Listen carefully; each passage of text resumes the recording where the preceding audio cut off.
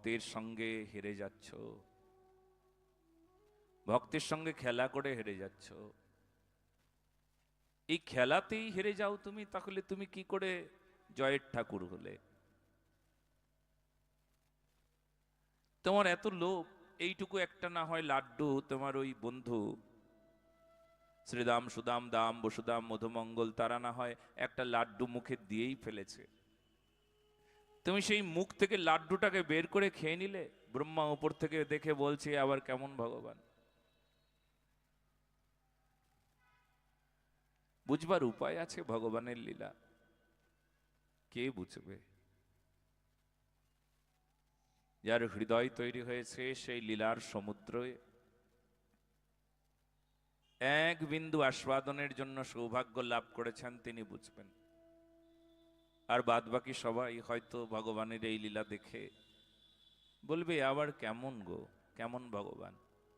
শুধু তো একটা লীলা নয়, বহুবিধ লীলায় এমন করে মানুষ আঙ্গুল তুলেও কথা বলে। ভগবান তুমি রাসলীলা করলে, বেদ মন্ত্র তোমায় আত্মারাম বলল, যত গোপী তত কৃষ্ণ, তাদের সঙ্গে রাস হলো তোমার। তুমি 16,108 পাটরানী তোমার হলো। কতজন আঙ্গুল তুলে কথা বলে, ভগবানের লীলাকেও সন্দেহ করে। আরে মানুষ তো দূরের কথা, চতুর্মুখ ব্রহ্মা যার 4টি মাথা, সে পর্যন্ত ভগবানের এই লীলা দর্শন করে ভগবানকে পরীক্ষা করবার জন্য বৃন্দাবনে এলেন। কেমন ভগবান তুমি? আমার ভগবান হাসেন এই সব দেখে। কেউ যদি আমাকে পরীক্ষা করবার জন্য আমার কাছে আসে তবে আমি পরীক্ষা দিই। ভক্ত যদি কখনো পরীক্ষা নিতে আমার কাছে আসে তখন আমি তাকে পরীক্ষা দেব। ভক্তকে ভালোবেসে আমি যে সত্যিই ভগবান এই প্রমাণটা আমি ভক্তকে দিয়ে দেব, আর ভক্ত বুঝে যাবে।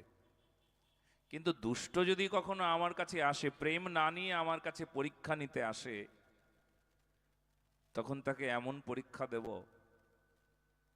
সে সারা জীবন মনে রাখবে ভগবানকে পরীক্ষা করতে নাই। পরীক্ষককে পরীক্ষা করা যায় না, কিন্তু আবার পারে একজন পরীক্ষা করতে, বলে তার নাম ভক্ত। কত ভক্তির চরিত্র আমরা দেখেছি, ভগবানকে বলছেন ভগবান দেখব তোমাকে, আজকে দেখব তুমি আমার মান সম্মান রাখো কিনা দেখব। ভগবান মান সম্মান রাখেন ভক্তের। সাধু সন্তকে তুম রখবারে, তুমি সম্মান করো, তুমি সম্মান রাখো ভক্তের। হ্যাঁ, ভক্তের সম্মান ভগবান রাখেন, চিরকাল রেখেছেন।